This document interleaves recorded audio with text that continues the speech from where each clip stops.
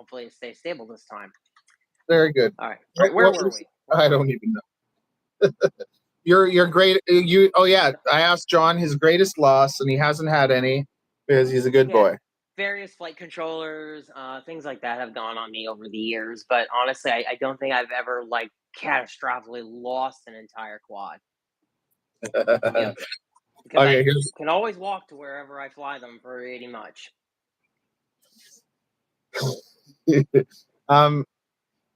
Most reliable electronic company and least reliable. Oh wow. Happy Model has been the most reliable for me so far, to be honest with you. And the least reliable has been Beta. Least reliable has been Beta, yeah. I've had a lot of stuff from them more in the past than recently. But yeah, it's funny how depending on who you talk to, right, that answer is probably very different. See, to me, with Beta FPV, if you leave the plugs on, you're fine. Yeah. So I have a buddy, Eric, and he has a Meteor Pro 75, and I'm dying to just like, damn it. Yeah, you took the plugs off of everything. Yeah, I'm dying to just like make it better. But I think that just those boards, I don't know why. Someone's blasting music. Wait. That's okay. Yeah, it's just the yeah, it takes a lot out of it. Yep. Yeah, someone's blasting copyright-free music, so I'm gonna have to like mute this part anyway. You know what? I actually don't hear it on my end, so you can hear it. I don't hear it. Yeah, I don't. Yeah. Okay. Yep. But anyway, yeah, there's a lot of gear that a lot of people will just swear by a certain brand, and I kind of think that's a mistake. A lot of this is really the luck of the draw. It truly is. Depends on when you bought it, when it was made. Like, you could get a bad batch that had a higher rate of DOA compared to another one. It really now, to be fair though, there are problems. There are definite problems. Like I've seen some people identify common failures with things like the I think it's the crossboards. You know what I'm talking about? The Happy Model crossboards, or is it Beta Cross? I can't remember. The diamonds too, the Happy Model diamonds, which I don't fly. Those I know have a higher failure rate than the other stuff for demonstrable reasons. Like I've seen people like I think Props Off does videos on things like that. If you've seen him, he'll show like this is where the chips just separates from the board every time. Things like that. Yeah. Yeah. The actually the funny thing is the old Beta FPV diamond boards, the ones that were 1 to 4S, those were pretty solid. Those old ones. And then so I discovered something kind of like new with that. I don't know if you ever like thought of this, or how you can put the a 5-volt regulator. Like if you put a 5, you can fix an FC. I did a video on that. I have a whole video on that. Yeah. Yep. So if you have a VTX that gives 5 volts, you can do it that way. You can pass it through. And not have to put the external one. Yep. It's a smart idea. So that was one thing that I was like, yes. And then the other one was with all these stupid little FCs all-in-ones that die. So I have a all-in-one TBS flight controller. Right. It's really good, the Pod Racer one. Yeah. But it went in the lake, and it stopped reading the voltage, so it doesn't give me the voltage reading. Oh yeah, the current sensor went out, or whatever. So I'm gonna set it up as a racer, like I'm just gonna use it in races. And I had the Dray Shark, where when I direct soldered one of the motors stopped working. That's your canopy. Yeah, nice. So one of the motors, it's a lot nicer with that on there. Flying it, doesn't it make a difference? Yeah, of course it makes a difference. Of course it does. Yeah. Now And it's not nearly as durable as that shark head though. well, But I think it is. I think it is because it's just like, see, this is my argument. You can sacrifice that because it's going to fly so much better, and because it flies so much better, you're not going to screw up as much. to some extent, yeah, to some extent, sure. It's And I less get it. momentum. So less Yes. momentum. So The shark head is probably too much, right? it The flew shark like head crap. is obviously too much. Yeah. It flew like crap. I didn't think it flew too bad, but then again, I Like, got it for okay, free. it's I'm steady. It affiliate flew show. steady fine. Like it would Yeah. fly steady fine, but like flips and stuff, there's that Well, weight. it doesn't fly nearly as nice as the stuff that just has a nice thin canopy. Yeah, hey, they were going for that baby shark gimmick. So So the one of the ESCs is done on it, but I'm gonna take that all in one. mhm. I'm gonna put it like I'm gonna stack it like a VTX on top of the TBS, Mhm. and then power it off the TBS, and then connect to the goggles from that VTX, which will Right. give me the voltage reading. Yeah, that's All a good right, idea. Yeah, it'll, that'll and it'll work. give me a VTX. That'll work. It'll work. So finding ways of recycling. Yeah, always find ways to recycle the stuff you have. I mean, yeah, why not? Okay, what's your best flight or like most memorable, where it's like the most fun you ever had flying anything? Oh, my most memorable flight. God, this is a hard one. I really have to think on this one. More recently, what comes to mind is uh, going to Minefield and getting to fly that structure. I mean, that's more recently something that I did, and that was pretty cool. That's a sculpture in Tennessee, and it's all metal. It looks like it's really interesting. Just Google it, the Minefield, and guys meet there once a year to go and fly that thing and hang out. And it was really cool to get to fly that thing. Really, really cool. Well, you did that gig with the water. What thing with the Didn't you water? get a gig where you're following people on water or something? Yes, that was also pretty memorable too. Yeah, the following the jet skis. Correct. Yes. Well, I'm like, was that nerve wracking for you? Oh, I'm flying over water. You, well, it was the Avata. It was the Avata one, right? With the Avata one, it had the GPS. I would I make don't. that extra nerve wracking because I know they were flipping out and stuff. The only thing nerve wracking is that it wasn't mine. I was borrowing it off of somebody, and if I did crash it, I would pay them for it. Obviously, I paid the DJI Care on it. And I did have a scare.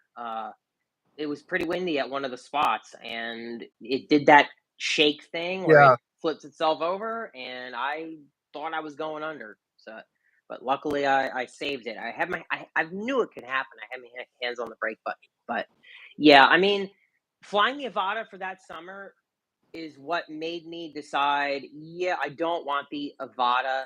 I like GPS on it, but other than that, you can get a Cinewoop that flies better in oh yeah, every single way yeah, compared to the Avata, and that's why I bought the Cinebot. That this yeah. thing flies better than the Avata. Well, it's so much lighter. It works so much better if you're looking for like a Cinewoop thing. And now I put a GPS on it, so That's the 3-inch, right? yeah, it's in about 30, right? Yeah, Yep.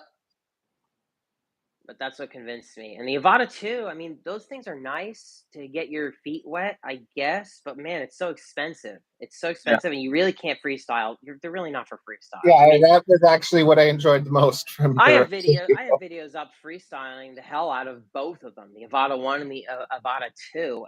But I mean, Yeah, I they're wouldn't even want such to do heavy that with someone drones. else's drone. So like that's the part I enjoyed the most from your review of it. Like when you're trying to do the power lifts and stuff. Oh yeah, it's not mine. I mean, if you see Yeah, me with I the know. Avata, it's not my drone. So just know that I am just full sending it and hoping that I don't mess it up. I mean, the guy the friend that I hang out with that lets me fly that stuff and demo it is really really cool, really really cool. And sort of a give and take. Like I help him with his FPV problems. When he can't get Yeah, something to bind or he needs something set on his Express LRS or whatever. I've always been there to kind of help him out with that.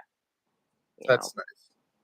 There are so many people that sadly can't even get things bound, or they can't get modes put because they don't understand any of this stuff works. Because it's for us now it's like second nature, right? But Well, think about it somebody else takes coming in. years to like, and then it is satisfying that like, I've gone through all that crap. Now I know how to do it. And that's, I guess, Yeah, another thing where, I feel like I think bots talked about it, or some other people have talked about it, where the problem is not really us being idiots. It's more all the people that can just get a drone and fly it without having to pay their dues in a way, right? Like they just pay the money, they get like an Avata 2 and they can fly it with their hand or whatever. Or they just start flying it and smash it into something. Whereas they didn't have to go through that journey to like need to like learn. And oh, is this with respect to the like fact that in there are so many people that cause mischief with Well, drones? in some ways, it's good that anyone can get into it, but in another way, it's bad because Yeah. just people can just destroy stuff, ruin stuff, and have accidents. Whereas just like I'm going and doing things that people would find risky, but like I'm I'm pretty careful.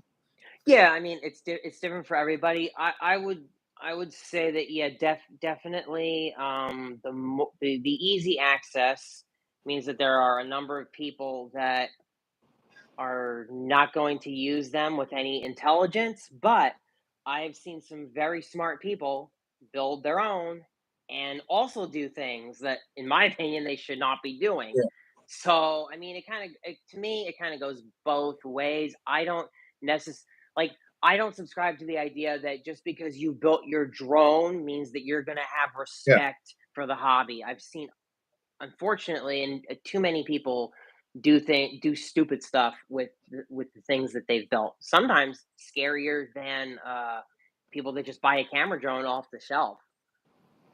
yeah, yeah. Well, like, and that's one of the reasons I stay sub 250 because I don't think it'd be right to do the stuff I do with a 5-inch. Like, it wouldn't be anyways. Like, even if it Yeah, was legal, because it's just like you fly a 3-inch or whatever into yourself, you cut your skin a bit, but like I don't know, a 5-inch could give you a pretty good smack. yeah. 5 inches is gonna cut you up. Yeah, 5 inches is gonna cut you up and cause some pretty decent damage. That's for sure. And also, they scare the crap out of people. They're I loud. They're mean, super loud. they do. Like the dude, the little discus is so quiet. If I have, yeah, there it is. Oh, I'm trying to grab it. There we go. Yeah, the little discus is just so quiet, you know. You got to put the boots on it and start I taking more know. risks. She needs some work. Yeah, she needs some work. But yeah, the 3.5 inch size. There's a reason why. You can see look what's on top. What do you see? One, two, three, four. I have four of the 3.5 inch build. All right. I've fallen in love with this quad, and this is kind of how I ended up finding you as well, because you fell in love with this build too. You just hated the frame, and I don't like the frame either. So, like, I get it. The only saving grace, and I think why people put up with the Crux 35 is because the frame replacements are literally like eight Well, bucks. I'm That's the seeing main reason people like anybody puts up saying, with it. I'm literally seeing people in the groups that are like, oh yeah, just buy 2 frames and screw them together, and that's what they're doing. And Yeah, I'm just like, that was what people were doing for a while. to me, it's, They were taking two Crux plates, putting them together well, on the yeah, bottom. it's just like it's the best. And I'm blown away just by like the Cinelog 25, like how people like that. Like I'm just like, to me, that's like the worst. Like those, like with the new Cinebot, they fixed it because it's all like attached. But to have all those ducts that are separate and banging and shaking and cracking. So yes, the V2 is a little bit better actually. The version 1 of those was pretty but the V2 is actually a lot better. I think anyway. It seems like it. But I mean, I think the Cinnabot plastic is still way stronger than Yeah, the Cinnalog, but it's heavier too well, as it's a result. solid, so So, it's not going to have as many but vibrations. no, The Cinelog 25 has way too many vibrations. And like even that one behind you, like see yeah. that is that the Dave C? What is the one? No, the one that has the braces on it. Is that Let's see. Oh, this the is this Fly a fly? Woo?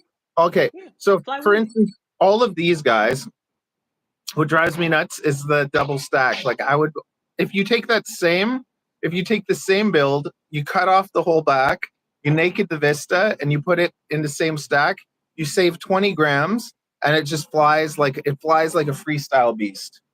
Yeah, well, today you could definitely build this without having a stack.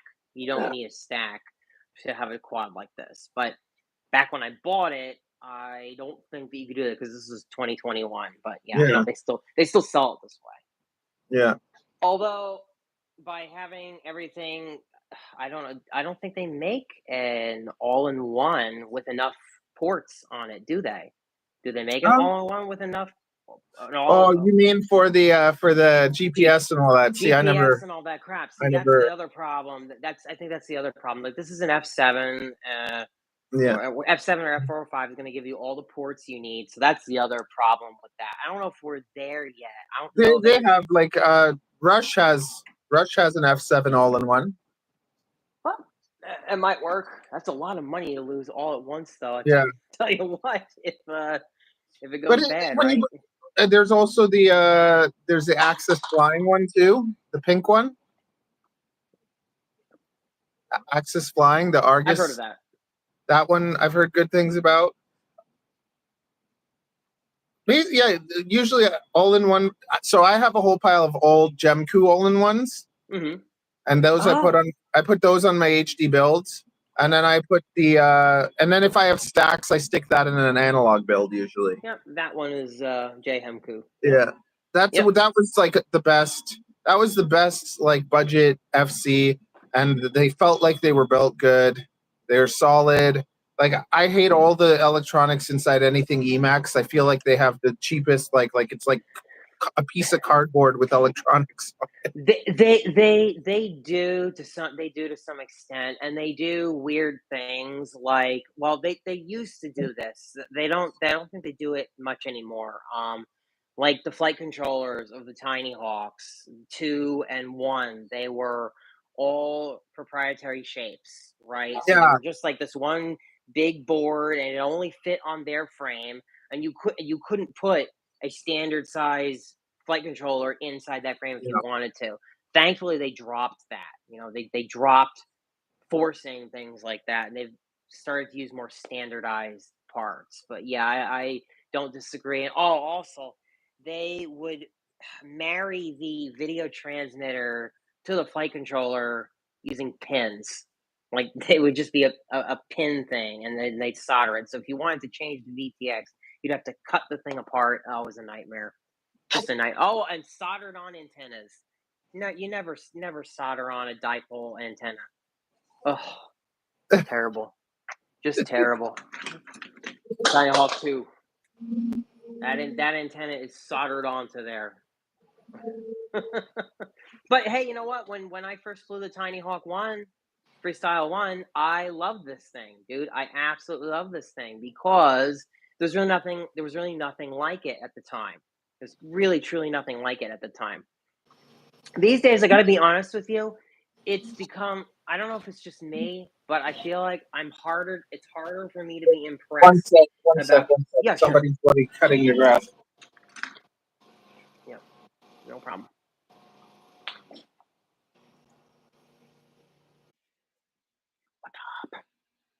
Hey, what's up, guys?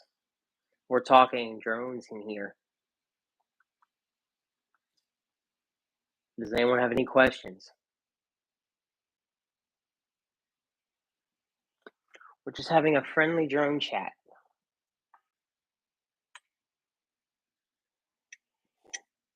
It's weird how we go from like 16 people or 20 people watching to 6 and then back to 10 and then to 20 and then to like the rotation is crazy.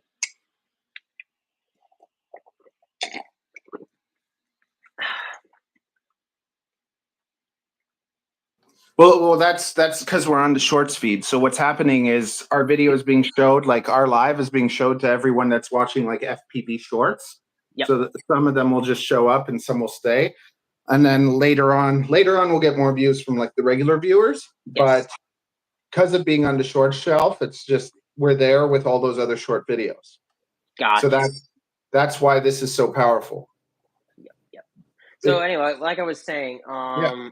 as far as like new things, this is actually I guess a question for you.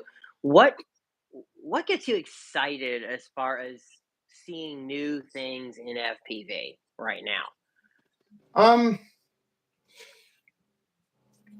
For me, like my mission from the beginning Mm-hmm. was having something that feels like with any skill, with any hobby, like when you skateboard, you can get a skateboard from Walmart. Yeah. But then, when you get a skateboard from the skate store and you get the bearings and you get the wheels and you get the like, good stuff. yeah, you get the carbon fiber, no, not carbon fiber, like fiberglass board. They're like special skateboards. Or when I started cutting hair, when I first started doing hairdressing, like I'm just like, I can't even do this. And then it gets to that point where it's like, yes. And the scissors become an extension of your hand, or the skateboard becomes an extension of your feet. And the way that it feels when you're not scared going down a hill, when you put your hands up and it feels like you're free. And so with FPV, I knew from the beginning that I didn't want to become a good pilot flying a drone that feels like crap. Like, so the most important thing to me from the beginning was just, I want to have something where it feels like that extension. How can it feel like that extension of you if the thing's bloody shaking, or if it's not that like the tune and everything? But then how can you get that tune if you have no idea how to tune a drone? Right? Like, how can you do all these things if you don't have the knowledge to do it? So I knew that all the things that I flew left me unhappy. Like I got those things and I knew that it could be better. And it's that is kind of, that's what I think the addiction. It's like playing a video game when you start and you don't have your sword and you don't have your armor. You and don't have all the upgrades. Yeah. Yeah, and you can build like the strong, or you can build like the fast archer. Like you could build in all these different ways. And I think that in FPV, lots of people are stuck in one of those modes where they just think that this is the best, or they think that this is the only way. Like when I know that there's so many different ways. Yes. But what is the way that I'm going to enjoy the most? Well, it's also good that you are willing to also try different ways. I've seen people that swear by this firmware or swear by that firmware, and they won't go out of what they are, I guess, comfortable with just because they swear by it. I mean, I'm all for trying everything. You never know what's going to improve your experience. You truly never know. So when did you start flying again, man? When did you start flying? What was the year? It was 3 years ago now. It was 3 years ago. To see, it's so interesting to me to hear you say that you feel that way about the flight characteristics, because Betaflight has gotten so good, at least in my opinion, out of the box for most use cases today. Like if you throw Betaflight on a 5-inch quad, and maybe this is part of the problem, if you throw Betaflight on a 5-inch quad, and you use the stock PIDs, that quad is going to fly really, really well, in my opinion. Like you should really not have to do any tuning on the quad. Like if you've got a serious problem on it where it doesn't feel good, like it's shaking or feels mushy or it's flying like crap, then you most likely have some kind of mechanical problem or something isn't screwed in right. I mean, it's so to me, like it's just a lot harder today to get a quad that's tuned like crap compared to before. Like, oh my god, dude, in 2016, 2017, 2018, you legitimately, there were quads that were sold that you had to redo the PIDs yourself. Like, and there were no sliders back then. You just had to punch in the numbers and hope that what you did was working. There were no sliders. There were no nothing. People came together in Facebook groups and they shared their PIDs, and they, like, oh, if you're using these motors with this FC and this gyro, like, what were your PIDs? And like, that's the way people did it. Yeah. And it was so basically what I'm trying to say is compared to today, where we are with Betaflight 4.5, it was so much easier with Betaflight 3 and the earlier 4 to end up with a quad that just flew like crap. And it is so much better. Like, so in the tuning, I found a tune that works. I throw that on everything. So I don't really mess around with that as much, but weight distribution. So if you're running with a backpack, you can run with a backpack that's full of books. And when you take the backpack off, there's a huge difference. Yes. You see what I mean? So yes. It's just like, but most people, to me, it's like they're running with a backpack and they don't care. Yes, that I completely understand. Yeah, I mean, weight is weight. You take weight off, it's gonna no matter what your tune is or anything, it's gonna fly a lot better when you don't have the weight. Like I hate flying with an HD camera on my quads. I hate flying with like with a GoPro because I don't like the weight. I can't stand how the weight feels when I fly with a GoPro. So I just don't do it. Here's the thing, right? So for instance, and then that's even more so with the sub 250 quad. But the other thing is because the electronics are good and because the tuning, the Betaflight stuff is good, what's happening is the electronics are overcompensating for a bad frame design. Right. So they'll make it work. It'll still fly well. Yes. But when you have good electronics and then you have a good frame design where the weight is balanced, and it's something that, yeah, most people might not notice, but for instance, just like you said, the GoPro. Mm-hmm. So I've been trying to figure out the right, because I did a pusher and I really like the way pusher flies. The naked 03 pusher that I have, like to me, nothing flies like that. Right. But so then I started trying to do the analog pusher with a naked GoPro in the front. Okay. And right away, it on 4S it's okay, but it doesn't fly as good. Okay. So then I put the battery underneath. And then that's better. It's still not like the best, but the GoPro on top, the battery underneath, and you get like the weight balanced. You can't have the battery on top and the GoPro on top because you get the same thing that you get with all cine. With all the cines, you have all that weight on top, and like the weight will pull it this way. So if you're able to balance all the weight, and it can be little changes, like it can just be little changes and tweaks where you balance it out, and then it starts flying that way where it's like, yes. And so for instance, you hate GoPros, but then if you were to take a naked GoPro, you wouldn't have that problem anymore, right? Yeah. And you're such a safe like flyer that you'd be able to take a naked GoPro and just not even worry about it. Right, which is yes, I built a naked GoPro, the Hero 8, so I have that, and I bought the bones as well. So I mean, I play with that stuff. Yes. But even for that, the mount, you gotta change the mount because that's another thing that drives me nuts. The GoPro mounts are so heavy. They are. They're too heavy.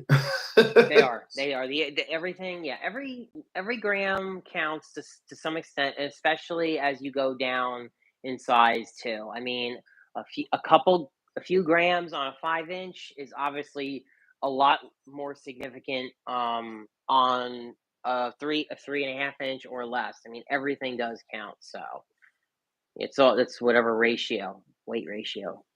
Yeah, and like for being excited, like honestly, I don't want to be excited by anything because I don't want to I don't want to spend the money on it. To me, the most like if right now, if I could get rid of everything and just have analog in 03, that would be enough. You'd be happy. I would be happy. The Vistas, honestly, I didn't find the Vistas that impressive, and everybody loved them, but it's like I feel the latency more on the Vista than the 03. That's interesting. Really interesting. And then I think that because I'm using the VRX, that could be. Well, that's for the HD0. I feel the latency on the HD0 compared to analog. So to me, like right now, nothing feels as good as analog. And what I'm excited, like what I like about it is like, so I've already tested all the things. So I know exactly what I like. And like, that's what gets me the most excited, like getting towards this where like I have the motors that I like. I have the the setup that I like, and just getting to this place where I have that quad that, like, when I fly the discus, I feel like connected to it. So basically, the next couple years, all I want to do is just like fly a lot more. And also, I've been trying to get it down. Like, okay, can I get a 2.5 to feel like this? If I can get a 2.5 to feel like that, that'll be my next. Like, to get the quad as small as I can to feel as good. And if I can't, then I'll just stick to the 3.5. But if I can, like, if you can get a 2-inch to feel as good as it's, and experimenting with everything from 1S to 4S, like the different weights and stuff, and figuring out that sweet spot. So like right now, when I was starting, everyone reviewing stuff there's the Baby Hawk HD and whatever, stick an 850 on it.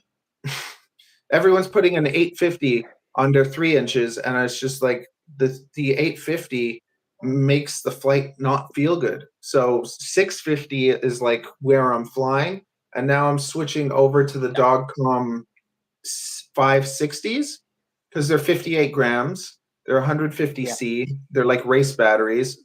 So I think I'm going to switch to those if they like feel as good. And I think that the 20 grams saved will make the naked GoPro feel like nothing. Yeah. No. Yeah. So you get excited from the basically from the process of refining these things. Just continue to fly better and better and better and better until that's what drives you. Yeah, exactly. So, and then the climax is when you fly it and you say, this is it. Now I feel like I've hit perfection.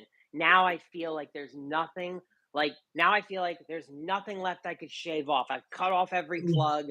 I've I've decreased the weight down to, the point that maybe now it's more breakable, or all the things that you do. Like, so once I hit that, once I finally get there where I know this is it, that'll probably be the only thing I fly. And then my only mission will be to get better. Then I for instance, I'm not learning as many tricks. I need to learn to do tricks, but I've been so focused on this getting better. Once I get better, then I'm going to go nuts with like going into simulator, doing those tutorials, doing those like ox plumes, kind of like, try and learn the weird flying and stuff, and then do it in real life. But I haven't wanted to really become a better pilot until I had like the quad that flies how I want it to. Yep. And I mean, you've gone farther than the vast majority of people do with that statement, because most people who would say that would not run out and design their own frame to address that problem. So, I mean, you really have taken it all the way, so to speak. Well, that's the thing. I don't mean that in a bad way. I had it in my head, and I couldn't. No one would do it for me. No. And that's life. No one will do the things you want for you. Yeah. And so many people kind of want or expect that. So for me, I'm the type of person where get up every day and make it happen, right? Yep. Yeah. For me, I guess one of the things that excited me about this entire hobby was, I guess, watching the technology continue to advance, especially over the relatively short period of time. I mean, like I was talking about earlier, we started with some really primitive stuff as far as FPV goes. I mean, there was no FPV camera in a sense at one point. People were buying a camera from Sony, and then you would buy the lens that had IR blocks separately, and you would just install that lens. Like, that's what people were doing in the very, very beginning. They were buying cameras and installing. Like, you wouldn't just buy a camera for FPV. You get the crappy security cameras, all of those videos. Yes, and there were companies like Surveil Zone, for example. Surveil Zone had all sorts of video transmitter gear and whatnot. And you would pick this huge video transmitter. It was like freaking ridiculous. The stuff we hobbled together was absolutely insane. Now that I think about it, absolutely insane. And even experimenting with that too. Like, I tried to find a cheap action cam. Like, I tried, but I'm just like, even the Runcam thumb it doesn't stabilize as nice as a GoPro, and a Runcam thumb will cost you $115. Yeah. So if you watch eBay, you can get a GoPro 10 for like $50 to $80 with a broken back screen. Yes. And then you can do that's what I did with my Hero. Yeah. That's what I did for my Hero. My Hero 8 Naked. I Yes. bought a broken one, and I was actually lucky. The screen actually still worked on the one that I modded, I think, but it was cracked or whatever. Yeah. So to me, I'm just gonna fly GoPros from now on. Like I'm not gonna. And the way I look at it, like, so I'm getting GoPro 10s for like less than $100, and then fly analog, because the 03 is like $300, and if it breaks, I've had 2 of them die on me, right? Yeah. So it hurts too much. I guess the other thing is too, I mean, I've watched everything from Control Link to Video Link to the way a quad flies just kind of grow up in a sense. I mean, dude, we were all flying FR Sky stuff back in 2016, and even where I would fly on some decent acreage of property, there were places that I just knew I couldn't go because I was using FR Sky, and there was just like nothing you could do. I mean, it was just accepted that if you had NextM Plus, it was what it was, and you needed to watch it so that you wouldn't fail safe. And telemetry sucked. You really couldn't be sure whether you were going to fail safe or not. But you know, the gear that we have today is so much better. It's ridiculous. It's just ridiculous when I think about what we messed with. Like not the that long EP2. ago.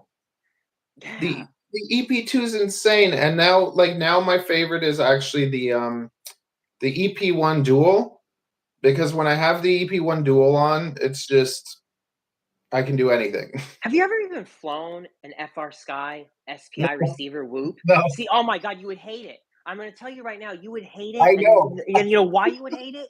Because of the latency. Because I feel the difference. Give me an FR Sky Whoop and give me the Express LRS stuff, and I can tell you the difference. I mean, I can feel the difference. Yeah. Even going from Crossfire to Express LRS, because yes, come on. Okay, wait a sec. I'll give you a smoochie. Oh, you wanted one. Mwah. I'm gonna lock the door. Okay, thank you. Okay, so my mother-in-law. Oh, that's okay. Okay, so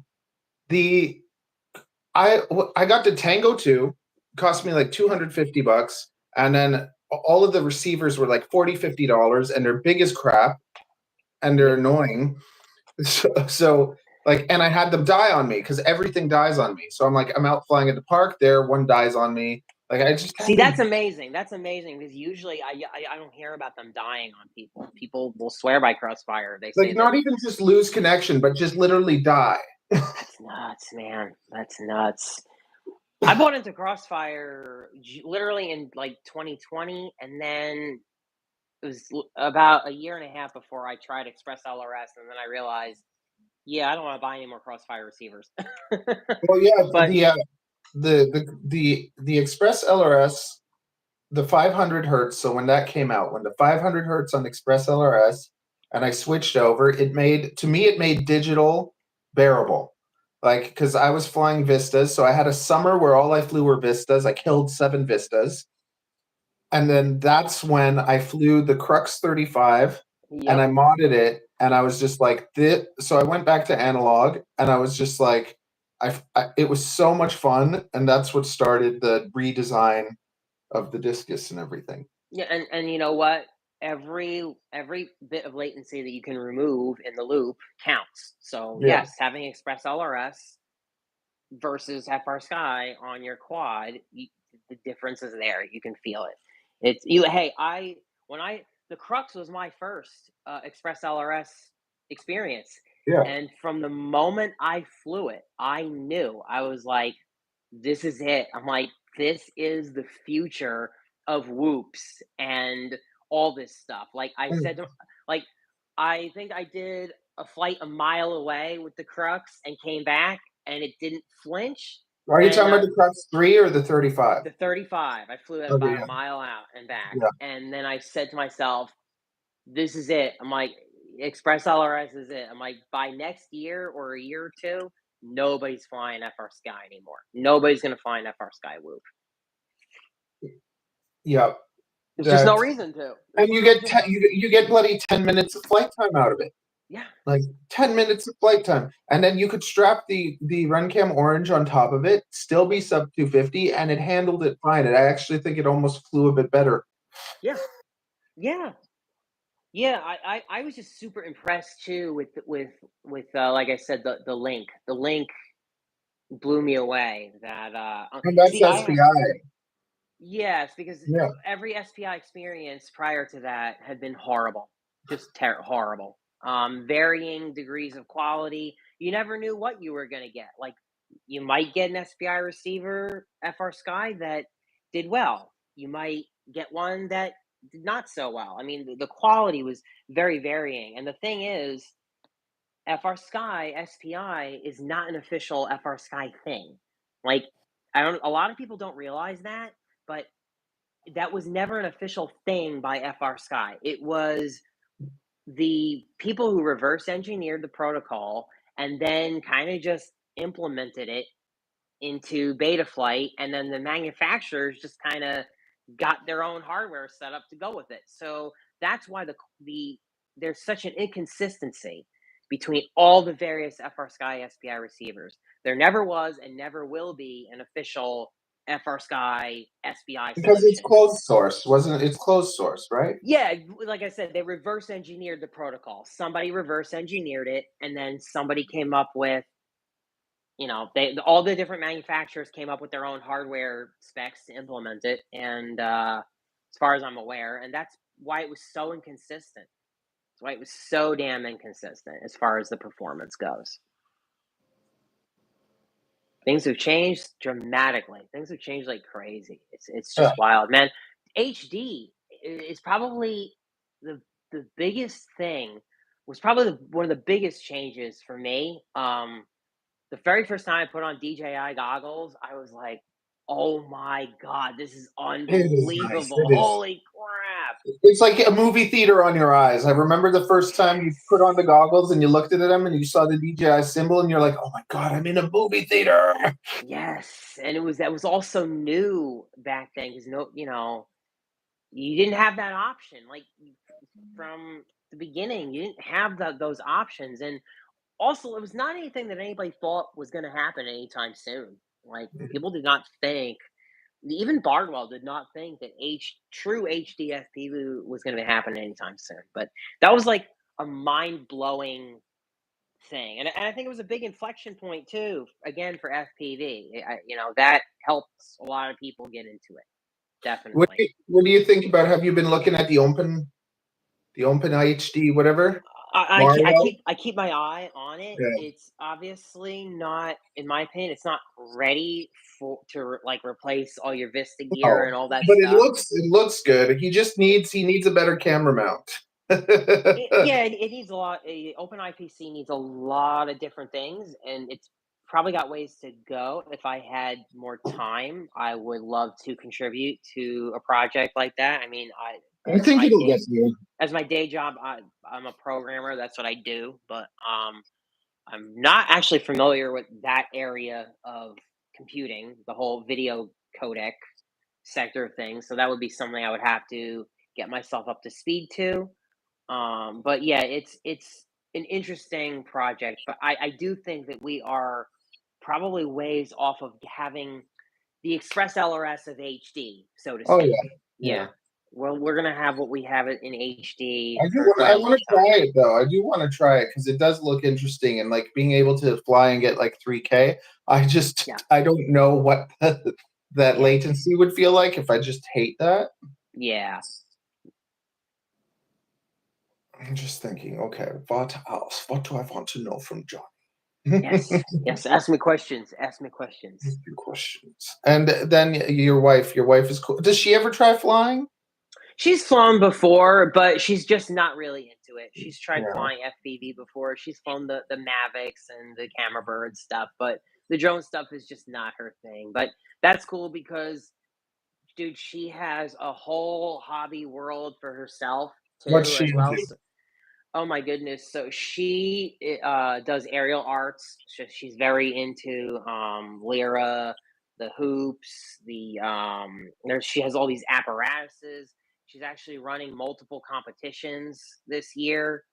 So So, she has her whole own world of things that she does. is there a stripper pole in the living There room? is, there is, there is. I didn't know if you wanted me to bring that up on here. I know that was YouTube friendly. I tend to emphasize the lyra stuff first, especially when I'm not sure. After a long day, I grab a beer, sit there, and she practices for me. People probably think that, but that's really not what happens. It's seriously not. It truly is more of an exercise thing. Yeah, To be honest with you, no, it is. I don't know if you wanted me to bring that part up here. It's a family friendly channel in this state here. My understanding. No, yeah, she's awesome, and she fully supports me in my hobby. My God, she's basically responsible for getting me a decent studio. Like all this stuff. One day I just came home on my birthday, and hey, I had all this crap set. Her and her friends came in and got me a whole bunch of benches built. Like I was just blown away, and she's the reason I got my 3D printer too. And like I said, she's always been very supportive of my hobby, and we both support each other in whatever we need as far as our hobby. So it works, and the fact that she's just not super interested in flying, that's all cool, man. Yeah, mine would be the reason all my stuff is just gone. I come home and it's all gone. Oh, Fly High is in the chat. Hey, man, what's going on? Yeah, talk to them. I'm gonna my wife has mad talent. She spun at Minefield last year. Yeah, that was crazy. That was crazy, man. You guys were cool to entertain that. I didn't know what anybody was really gonna think of that, but everyone thought that was interesting. Yeah, and you, Dave, I think you flew through the cube a few times as well. I saw people flying through the cube. That was cool. That was really cool. No, and sometimes our hobbies collide. Like I've done drone videos of her on the aerial apparatuses and stuff. So it all works. We have. Oh, Castle Crash, man! If I go to Castle Crash this year, it's gonna be just me. I really want to make it this year. I have to see what I have going on with some of my stuff for work. I won't be making it to Minefield this year. Just an announcement. Will not be able to make it to Minefield, unfortunately. But what's the most you ever made doing an FPV thing, and what was it? The most I ever made doing an FPV, like money? Yeah. God, I've never done a paid FPV job. I've never done one. Nope. Seriously, I've never done a paid job. I believe you. Even the river run stuff, that was not paid. I mean, we literally did all of that for fun. Any of the money that I've made has pretty much just been from YouTube. That's it. YouTube, affiliate sales, stuff like that. I'm gonna make money before you. They're gonna pay you to power loop at the crosswalk. Well, I was thinking this is what I'm dying to do. I'm dying to get a real estate person to make a commercial where I'm filming their place. I'm sitting on the balcony or whatever, and I just fly out the window and dive into the city. So it's like dive into the city. You know what I mean? Like one day it's gonna happen. No. Are the rules for commercial work different there compared to? So not really. Here in the States, you have to have the license for commercial. Yes. Here you don't. So it's just the sub 250. If you're sub 250, it's like you're flying a toy. Like no one can really do anything. So my plan has always been to kind of use real estate as the staple eventually, and then try and do stuff like music videos. and maybe like fashion or like stuff, because I know a lot of people in that area. But I'm also the type of person where it's like I've never tried to get gigs really until like I want to have everything right. Because if you get those gigs, or like if I use my connections to start doing those things, if I screw up, it's all gone, right? Right. Yeah. Yeah. So I think that's another reason I think it's so important to have the tool that you connect with, that you feel totally confident. Because if you're not there and you do it too early, like it's that can be the worst thing that happens to you. So it's better to slowly build, right? Yep. I mean, I don't live near a big city like Toronto or anything like that. I have two small cities near me with, maybe 100,000 people each in those areas. So, like, I don't know that there's that much drone work around here. I mean, I've casually searched for it. If there is, it's not available on the surface that I can You see. have Like, Craigslist? You have Craigslist there? yeah, and I search there every now and then to see if anybody has something posted, and I never see it. But I know real estate agents are doing video and stuff around here, so I get a feeling you got to just like know Well, know what you people. got to do is post. So what you should do is every month update a Craigslist post that has drone videographer, right? If you're willing to do drone work for people, and you just put it up, $100 an hour, and like you just put that there every See if month. somebody bites. Yeah, I Yeah. should probably do that. So I actually got my first customer. That's what I put on. We have something called Kijiji, and I just put, because I've taught people, I've taught my friends, I've taught like 3 guys, I've taught them like everything, and whenever they have a problem, I fix their drones and whatever, and I've got them from knowing nothing to like flying and everything, and that's super satisfying. But there's people that want to learn it, right? So I put on my Kijiji basically, and anything I do, I usually say $100 an hour. Like I don't really want to do anything if it's less than that. So so I posted like FPV lessons, like I'll teach you everything. And so I got my first customer. And then basically what I do is first lesson, I have them over, I let them play on the simulator. So I get them to see if they're used to it. That's the first lesson. And then a link, I make them pick between a pocket and a boxer. So lesson 1, try the simulator, see if it's even going to be something you're going to be able to do. Buy a pocket or a boxer. Go home, practice on the simulator, DRL and Velocidrone. Velocidrone is the one that feels the most real, but DRL is good because you can go through that whole course.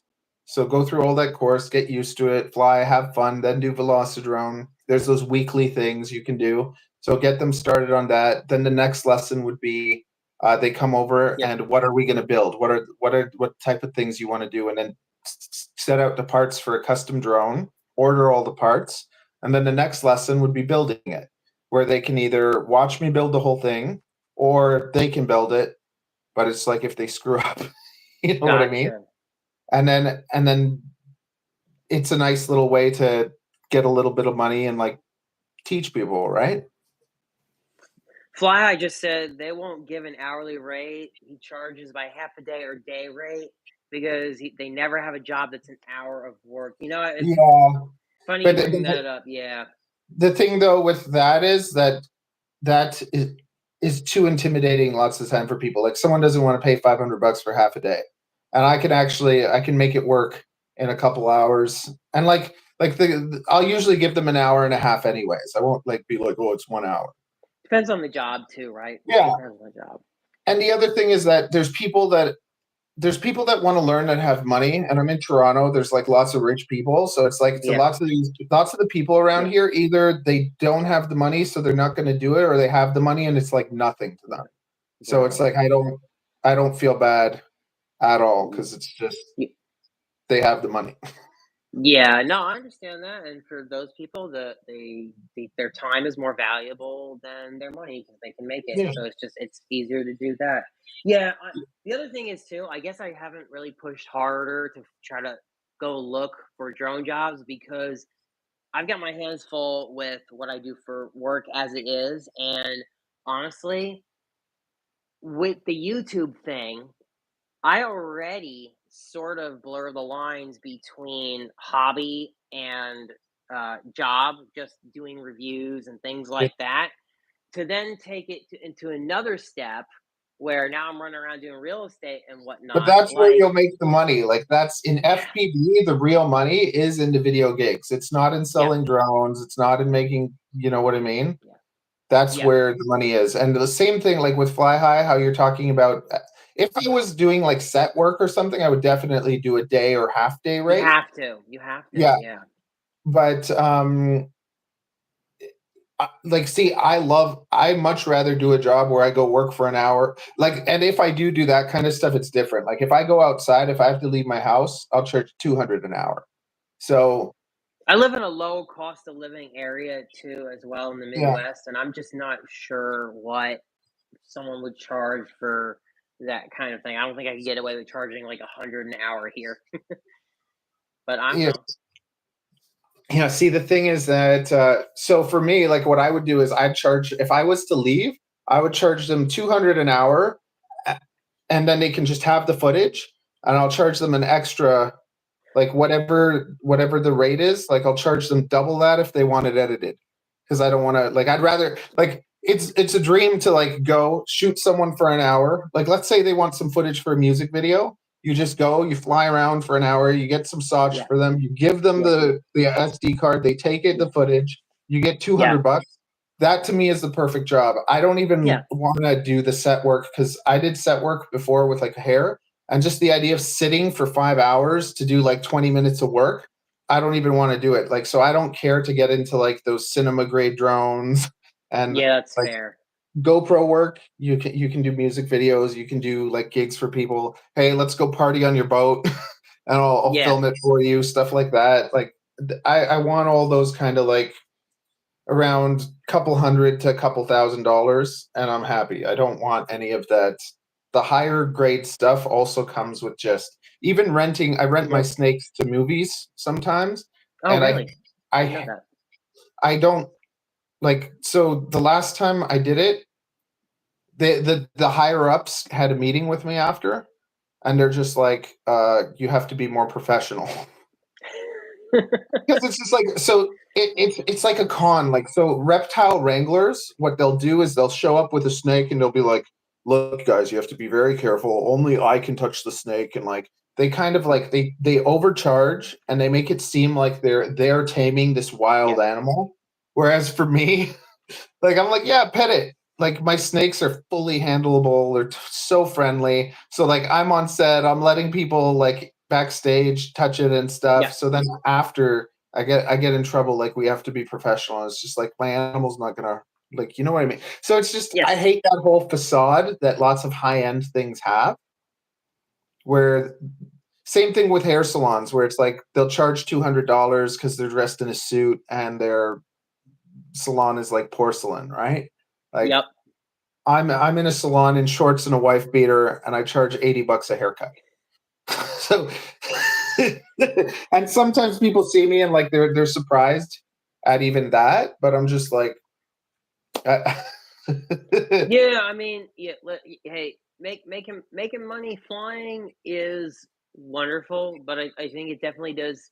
It does change. It does change things, right? To say, all right, I am done with this job for today. Now I've got to go and do, I've got to go fly for money, like where you're not like y- you're taking part of what is your hobby and making it into your job, and then that's it. They can make it not the same anymore if you take on too much of that stuff. So I guess you yeah. gotta try to If find a you do things that are balance. not enjoyable, it's the same thing as reviewing a Yeah. product you don't want, Yes. right? So if you Right. review products you want, that's more enjoyable. Yeah. And you can get caught in that, like it's very easy to get caught in that in like so Ariel's a makeup artist, I'm a hairdresser, and it's like it's so easy. Like we could get jobs where we're making like 300 to 500 a day just sitting around on set, but neither of us do that because it's just Yeah. It's yeah. Exactly. It's just so got to be really boring, right? yeah. Like I'm literally going to be a crosswalker so that I can just work 2 hours a day. Yeah, I mean, again, one of the things that I love about this hobby, and I guess part of why I've stayed in it for so long, is after spending long hours in front of a computer, to go outside and put on those goggles and just fly, and it's just an awesome thing for me. And it got me outside because I didn't go outside as often. That's for sure. I mean, I tried all sorts of hobbies before, and nothing ever stuck like this one for me. Yeah. It's like to me, I could never not do it now because I remember Mm. the first time I saw it, it was UVA features Yay, V when I'm Futures, trying to yeah, buy it was the awesome. Dodo, Yes. and then I saw your review for the Dodo and whatever too. But it was just like I was like, wait a second, how are they doing this? I'm like, holy cow, like you can fly. Like the moment I'm like, you can fly, I'm like, all my dreams as a child. I used to have these dreams where, like, remember Superman? You grew up watching Superman, Yes. right? Like, where he puts his fists out and he starts flying? Like, I used to have these dreams where it's like, I would like put my fists out and fly, or like a Sonic, like with the ring. Like I'd throw a frisbee, and if I catch the frisbee, it'll pull me and I'll fly. It's interesting you say that because with the SEMA, I had that exact same childhood dream come true in a sense because my parents tried to get me RC flying things, and I had a couple helicopters that I don't even think we ever even got them up off the ground. And one of them I think flew once, and then that was it. That was the end of it. And I had air hogs, and I had all sorts of just stuff that it it the stuff was just so archaic and difficult to get working. And we're talking this is like 2004, 2005, Well, we the grew up in rocket time. Remember being a kid, everyone would do the rocket kits. yes, stuff like that. Yes, my God, we have rocket kits, and but those are at least were simple though, and Well, I that's never the even best. got to do one. I just saw other Yeah, people doing them. I pretty much I had yeah the I got penny planes. I had the little wooden yeah. where you wind up the propeller and you throw the wooden with the elastic. But it was horrible, and Yeah. I tried it on and off, and every now and then, if they would see something, they would say, "Oh, I saw this helicopter," and that was probably a mistake too, right? For them to buy something off the shelf, maybe at Walmart, but they did go to hobby shops too. Like there were a few expensive helis that were bought, but we just couldn't get them to work right. And even if they did, it was just a nightmare. So when I saw the SEMA and it was Quadcopter 101's video where it said even your grandma could fly this, I was like, no way, no way.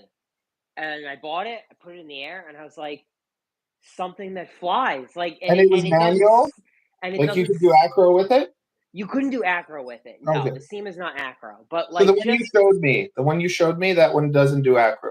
the SEMA does not. No, yeah, the white one does not do Because acro. my brother got one and it looks like I think it's a SEMA also, but it's like a little circle with thin ones and it does Yeah. acro. Yeah. Some of them do, some of them don't. That particular one did not. But just the fact that I was able to put the drone up in the air, and also I crashed it too. Like, and it didn't stop flying. Like the fact that I could make mistakes with it was phenomenal. A helicopter, as you know, there's a lot of moving parts to them, and when you break them, see, I have no They're luck with hard to fly.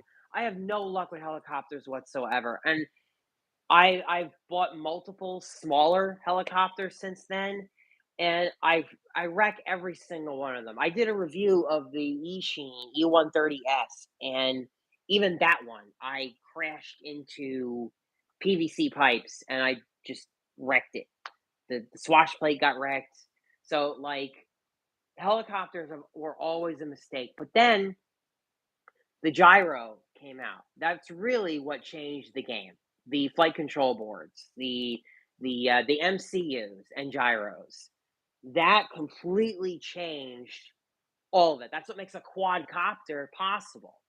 So, um, Yeah, it's absolutely amazing what we have now, and it was like a dream come true to be able to fly something like the SEMA, and it never ended from there. Never ended from there.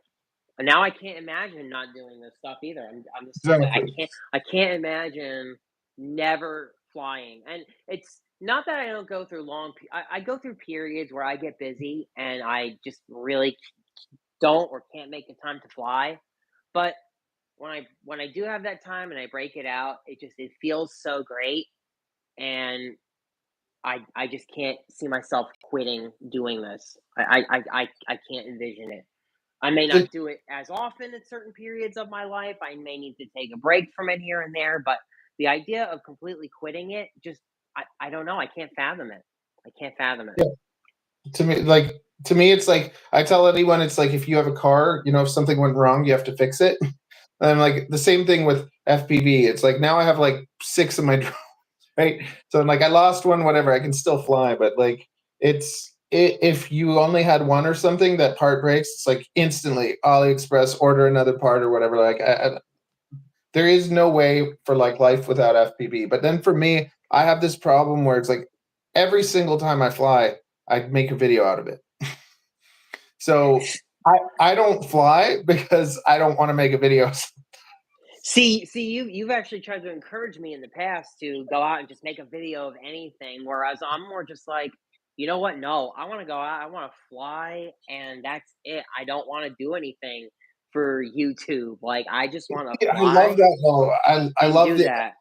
But I because have to be in the right mood for that. I yeah, have to be in the right mood for that, or it's just not going to work. Like the last video that I did, I was in the mood for a video. I got up, I was pumped. I'm like, I'm going to review this beta thing today, and I'm going to have fun with this thing. And I think it shows in the video. But if yeah, I did it on a day where I just wasn't feeling it, it wouldn't happen. yeah. I also like I like flying. I do enjoy flying alone. Of course, I do have my spotter Arnie. He's always in the background, making sure to spot my flight. So I'm not actually alone, guys. Okay, we're all legal here. But I do enjoy I flying always have my myself. motorcycle watching me. Sparky is there. Yeah, well, aside from Arnie co-located, you can't see him on my videos because he's very shy. Okay, my spotter is very shy, but he's always there. Anyway, I do enjoy that alone time that I get to. It's just me, you, and the drone, and that's it. It's just me and the drone, and I enjoy focusing on the flying. And I also tend to focus on skills too when I'm alone. There's not a bunch of talking. Like it's not that I don't enjoy the social aspect. I love flying with friends too. But to me, they're two very different experiences, and I like them for what they are equally. Like it's a blast to fly with friends. It's an absolute blast to fly with friends. But I can't really focus on, say, really nailing down a trick or nailing down a move or any of that other stuff. I'll also make way more mistakes flying with friends because I'll be talking. We'll be talking to each other while we're flying, and I've gotten pretty good at talking while flying, but you're still distracted, right? I mean, you're still kind of distracted, and it's just a different experience. I love flying with friends. Anytime someone says they're down to fly, I will go out of my way to try to be like, all right, let me see if I can wrap this up. If somebody has time, I'm freaking there. But How far are you from New York? oh my god, I'm 16 hours away from Oh, New okay, York. okay. Damn it. Why Yeah, can't you be in New York? I'm I like, can't we'll get on a meet in New plane. York. I can't get on a plane and be there fast enough for that. Yeah. So is Bot Grinder close to New York?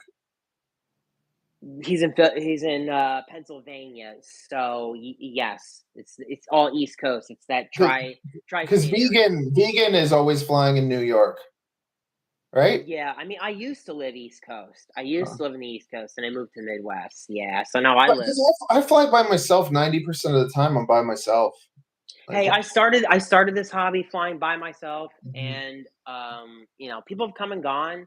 Locally, we have a little group, and we still have some of the core people, but people get busy, and some people dropped out just because they had different priorities. Some people have dropped out because of the cost of things. People have come and gone for all sorts of reasons. So if I didn't choose to fly, if I didn't fly by myself, or I only flew with other people, then I would fly a lot less. That's the best way I could put it. Yeah, that's the best way I could What's put it. that? The area where you have the freestyle stuff, is that in your backyard or something? Where is that? The place where wait, are you talking about like the FPV park thing, Yeah. like in my Vada video? So that's on a friend's property. It's like 35 minutes away from me. He owns like a ridiculous amount of acres of land, and he's got a little FPV park set up there. It's not for public use. It's Yeah. for It's cool. That's cool. everybody.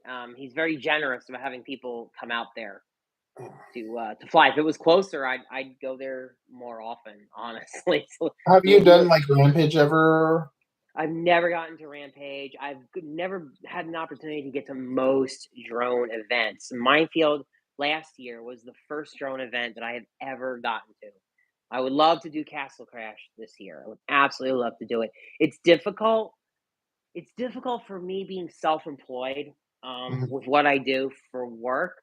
I am I'm the guy that manages my company. And so for me, in a sense, I'm almost never really on vacation, which kind of sucks. I don't have the best work life balance, so to speak.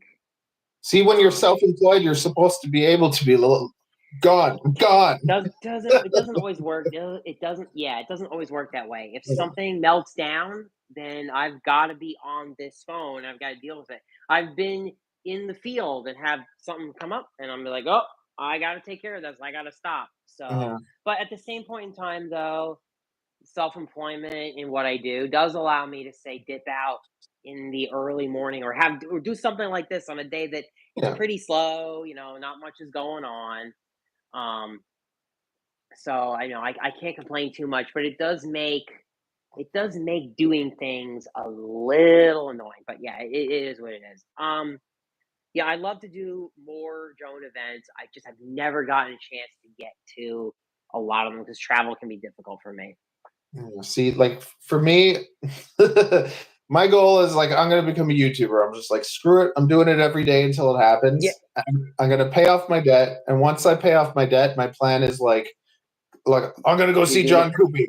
You're doing the grind. Hey, people have come and visited me. I mean, dude, I had Ken place it here. I don't know if you know of him. He came over. He brought all his quads here. We worked on them. He was in my office, and then we went and we flew. Exactly. But that's what I want to do. Like, if I ever have like YouTube money, like I'm not gonna be like, look at me in my car. I'm gonna be like, first I have a subscriber named BH Bastian, and like I'm like him and we're going to Iceland. Nice. We're going to Iceland to fly drones, and then we're going to Indonesia to look at like exotic snakes. And then after that, I'm gonna do like I don't know.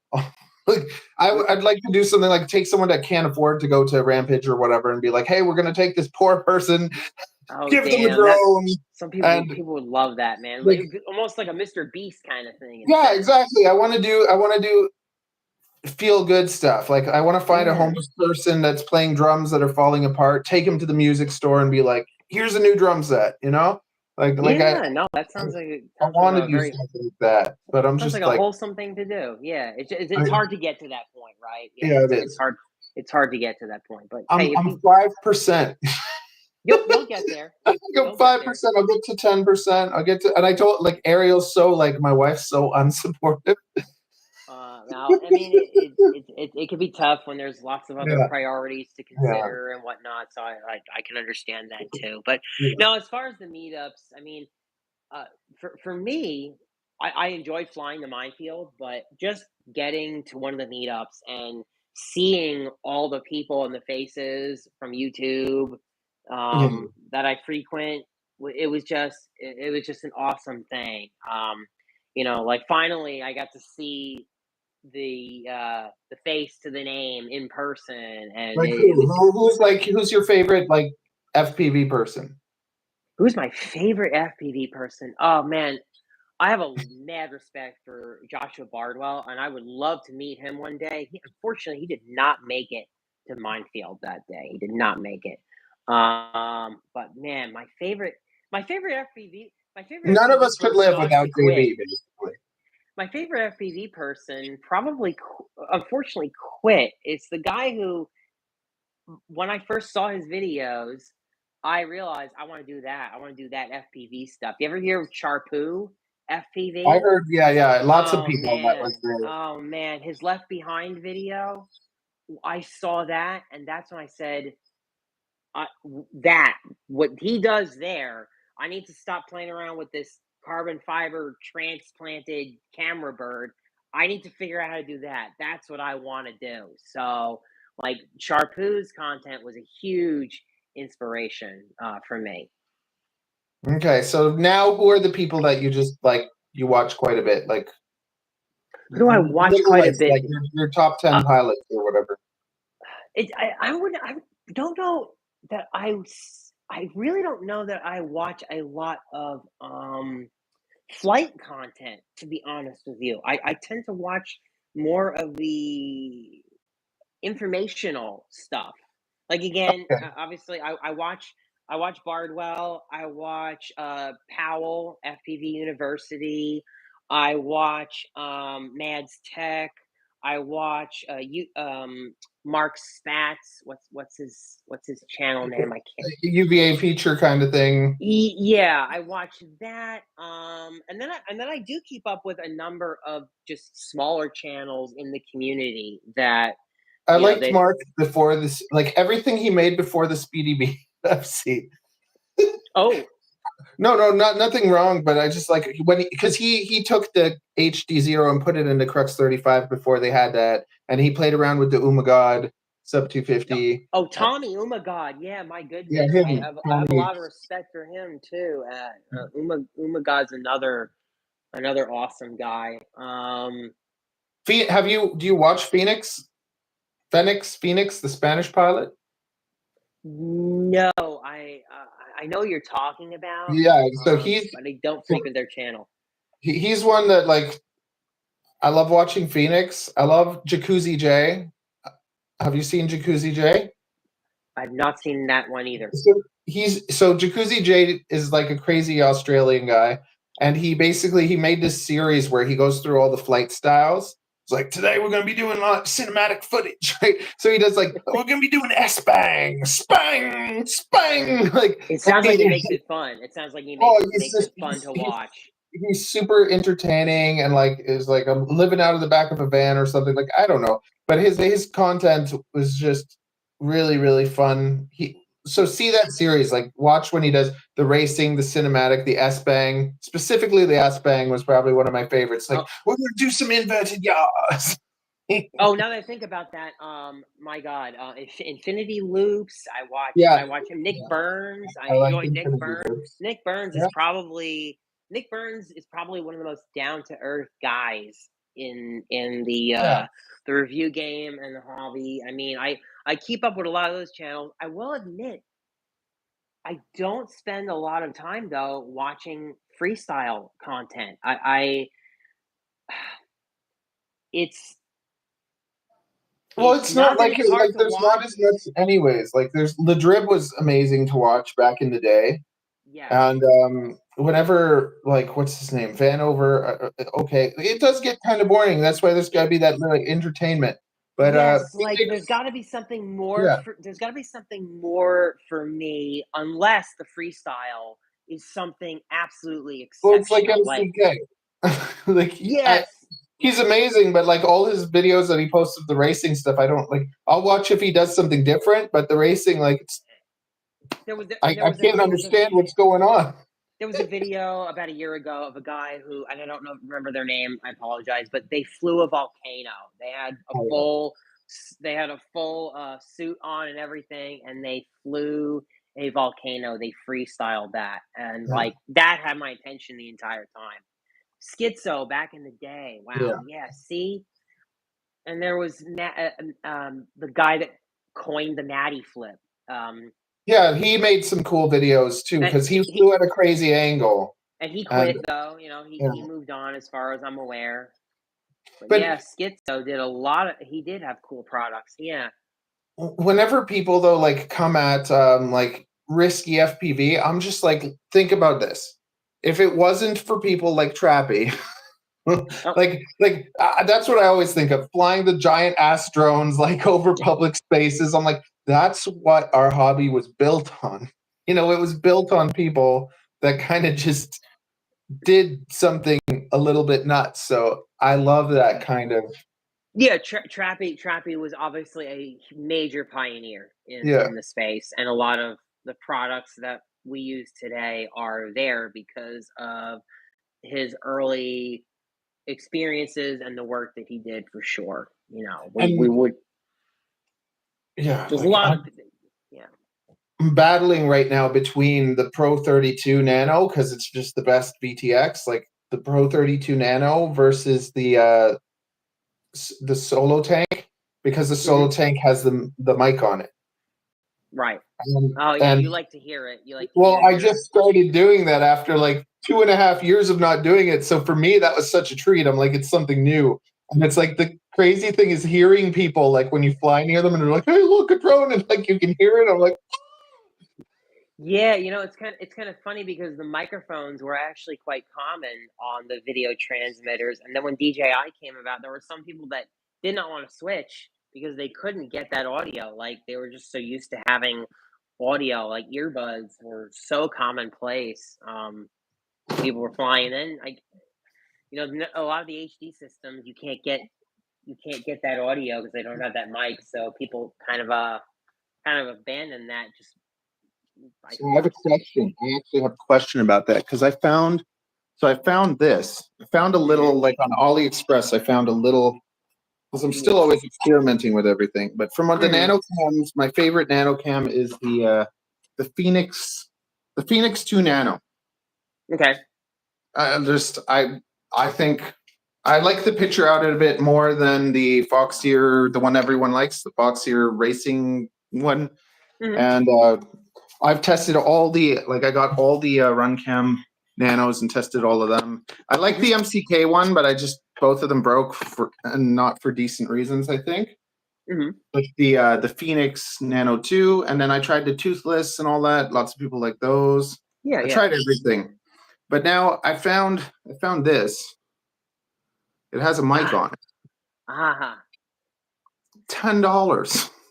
I have something like that sitting in a box somewhere, if I recall. So is there a way to, like, can you get audio with this and the Pro 32 or no? Because the VTX needs to have the audio input or whatever. Or would this somehow work? I actually don't know now that I think about it. Yeah, it's been so long. You got me on that one. Yeah, because this is the crap I'm trying, because I was just like, know. Because the Pro 32 gets to the top of the CN Tower, no problem. Yeah, I don't know where you would, with the quote unquote smart audio port taken up, where would you solder the mic line into? I don't know. It's a good question. Have to ask someone else. Oh my god, are these like feels I don't know. It's just like, because if that could work with the Pro 32s, like, because I'm just like, the smallest one that has a mic on it is probably the Zeus at 250. Somebody will know. If you post in the group, somebody will know. There's the Zeus 250, and then there's the there's the mini tank, and it doesn't have a mic on it, but it has the place that you can put a mic on. But I like it all integrated. So I think lately it's just been the tank solo and running it at like 400, 800, and I'm happy with that. But what about you? Like, do you have a favorite analog VTX?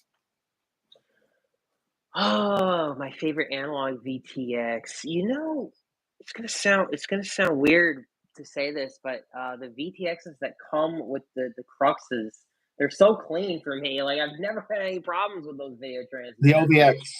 Yeah. 400 milliwatts. Well, I know they're not very high, but dude, I have good luck with them, and I've even thrown them in my plane and flown around with the plane and that, and I get great video on that. they're great, but now the VTXs are going up in price because there's the shortage. And then what's going to happen now is this is what's going to tear me up because they're going to have HD0 all-in-ones. They're already like Happy Model has like prototypes and whatever, where it's 5-in-1, and instead of having the instead of having analog, it's going to be HD0. So I think that's gonna change whoops. Like all whoops are gonna basically probably become HD0, and in that case, I think it's good. So because the weight of the HD0 in a whoop versus analog, it feels so much better on analog, but then it looks so much better in HD0, and I'm kind of like torn between those. And if you do it on a Pro 30, if you do it on a Pro 30, no, the Pro 75, that to me that's the size where it doesn't really make that much of a difference, where it's like it makes up for it. But when you try doing it on a 65 or 75, you're lugging that thing around. Feel it. That's the reason why I haven't bought one. I have not wanted to have what it feels like to, even though HD0 has done amazing, getting that VTX down to what it is. Dude, what is it? 5 grams, 6 grams of weight or something? Yep. 6 grams of weight on a drone that's 19 grams or less. I think that's what the mobile is, 19 grams, something like that of weight. Yeah, that's the ratio there is too much. Just massive. It's a lot. So, analog for me with the 65 millimeter is good. The walk snail, the Meteor 75, the Pro, that was the first HD whoop that, like you said, I was like, wow, this actually feels good. And with the lava batteries now, it's honestly even better. The only thing that is durability but I'm pretty lucky on that one. So are you saying that Happy Model is actually working on something? They have it. They already have it.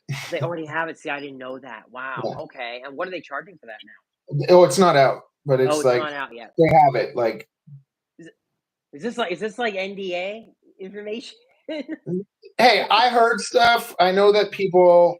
Yeah, you know me from boas. I breed boas, but I'm gonna have to go poke Jason and see what the hell's going on here. It's like I haven't heard about this. Somebody said they saw it. Somebody said they saw it at the Carl had it or whatever at the races. See, so that would make me really want to get an HD0. I want to get. I want to get the goggles, but I'm just like, I know that they go for $500 when they're on the sale, like probably Black Friday and Christmas. So I'm just like, I'm not going to buy the HD0 goggles until they're at that $500 price. You could just grab the VRX too. I mean, well, I have it. Yeah. Okay. So there you go. Yeah, that's right. I'm interesting. When that happens, that's going to change everything for, I think. But I can't take because all this testing and stuff from the last race that I went to, where I came like 20th, I brought 2 HD0s and 2 analogs. Because of all my like bad luck breaking stuff and whatever, everybody was like, yeah, by the end of it, I think only one worked anyways. And I was able to kind of use that to test with like flying. And I knew that that's where I knew, like, because you don't really realize things until you go back to back and you compare it in different situations. And the thing that you freestyle or the thing that you do this is totally different when you're trying to like track through things. And the analogs just felt so much better racing compared to those where it was just like, I'd rather be on the analog. And I did like a really, really light 75. And that was just like basically, I think it was like a 19 gram 75 with the 702s, 2300 kb. And it felt amazing. And then the Petrol V2. The Petrol V2 is actually a really good, like, I think it's probably one of the best other than the Meteor Pro 75 because it's super strong and it has the The ESCs are 12 amp instead of 5. That's and good. and it's built like a tank. Yep. So that was like, but it has a heavy camera on it. But then because it has like a full size like Runcam Nano 2 or 3 or 4 or something, but the camera looks really good. So it's like, I've had some. Unfortunately, I've had some bad luck breaking HD0 hardware. Believe it or not, and for me to break something, that's not. That's not good. The cameras. I've had problems with the cameras going on the Crux. I think I've told you that I've yeah, broken 2 nano cameras that went out, and it's kind of crazy because there's no physical damage to them. yeah. The cases. There's just something breaks on those cameras, and I've had some bad luck with that, unfortunately. So I just feel like with HD0 for the price, like it's still expensive. And It is. if you try to get it wholesale, you're getting 15% off, basically. So it's like wholesale doesn't really make sense either. So the way I look at it is because we've come so far with all those parts and everything, like I rather spend like $50 for a VTX and get the top of the line analog. Like I look at it like this: just get Fair. all the premium like analog stuff and just use the best stuff and have a quad that flies amazing. And I haven't like with all my analog setups, the only thing that goes is the motors. Like Right. I can bash the living crap out of them and nothing goes wrong. I buy an 03 and the first time I fly it, I scratch the lens. The first time I wire it up, reverse polarity. Yep. This one here was, I think, I forget how many weeks of Game of Whoop in 2021.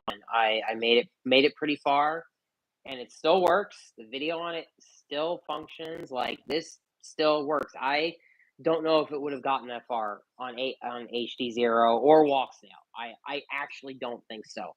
This thing looked so ratty before I changed the frame and the canopy out. Like, if I kept it. I don't have the frame there, but yeah, the longevity of the analog gear, because it's simple, aids the durability. Now, what's unfortunate is, as he pointed out, the cost of the analog gear is going up, and I don't know when that is going to end. Also, shortages of Yeah. the analog gear is going up. There is a much bigger buyer than the entire hobby community right now for all of that gear. So that's really the problem there. So that's what's happening. Ukraine is buying all our analog VTXs. Is that what's going on? Oh my god, absolutely. Yeah, they're buying Absolutely. everything. That is what is used. They don't burn HD gear. They burn analog. Yeah, And yeah, yeah. there's hundreds and hundreds and So that thousands means of them. analog could get way better and way more supply because there's a need for it, man. I can't. I honestly, like, people talk about That's pretty analog much being it. gone.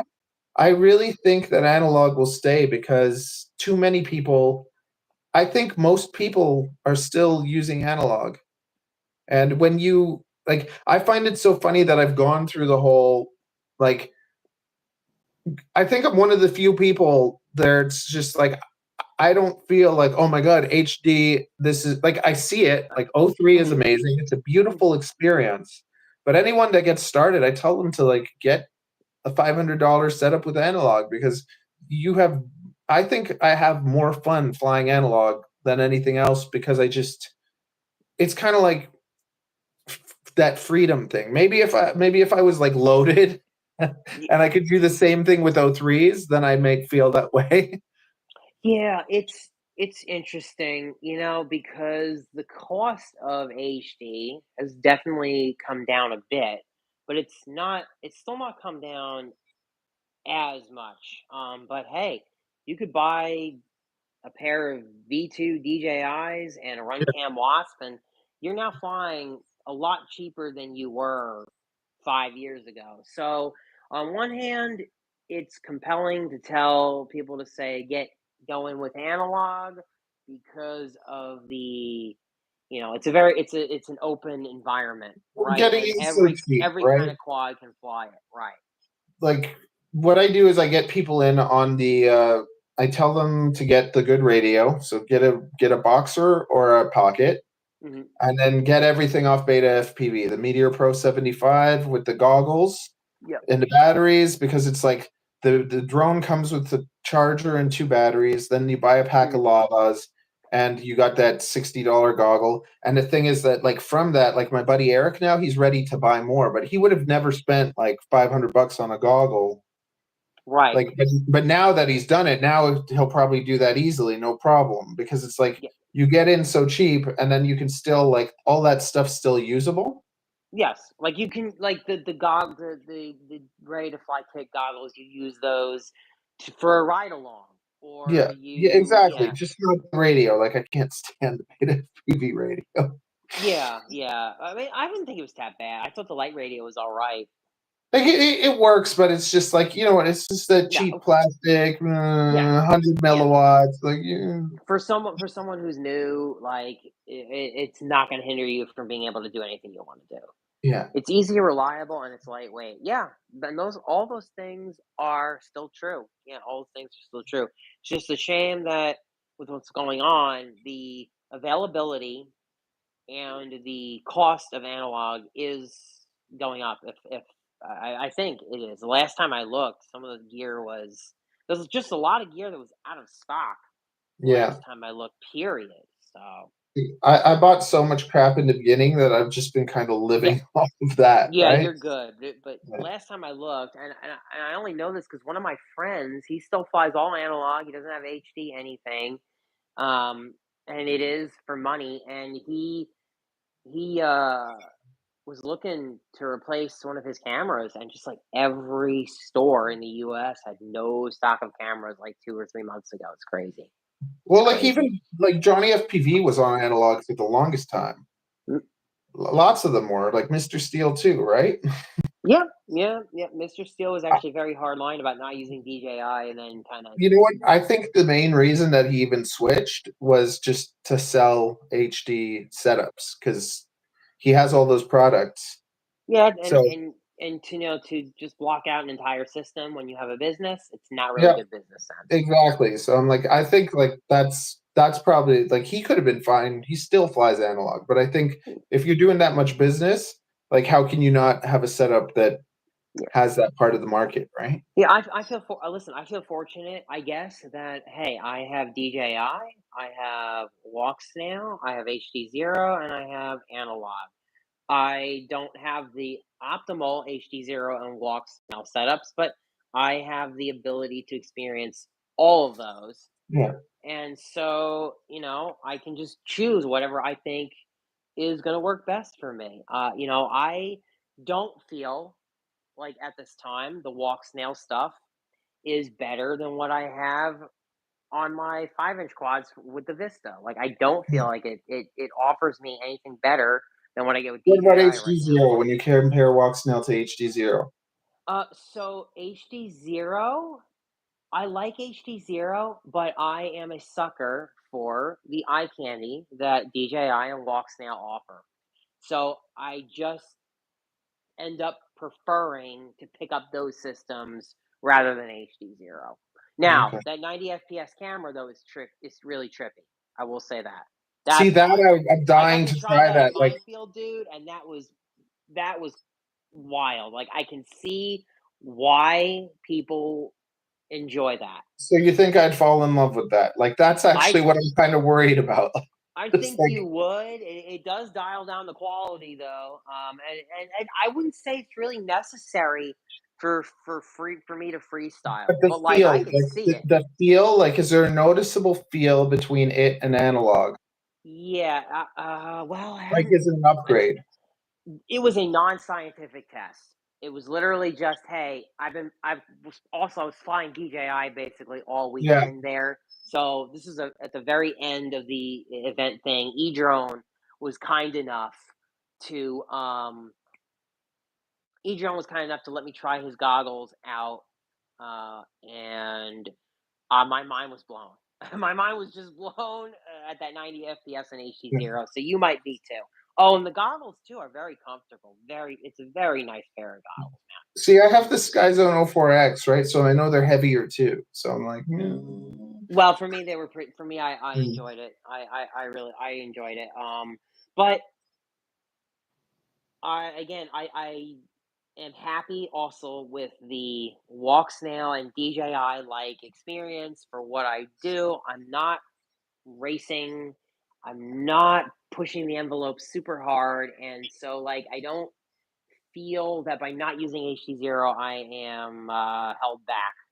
So, but for Okay. someone like you that maybe wants to decrease the latency in every single loop, See, it's just it would still drive me nuts to lose like that. Like that's the thing now that I'm just yeah, like I think that if I was to race, I would just race HD0.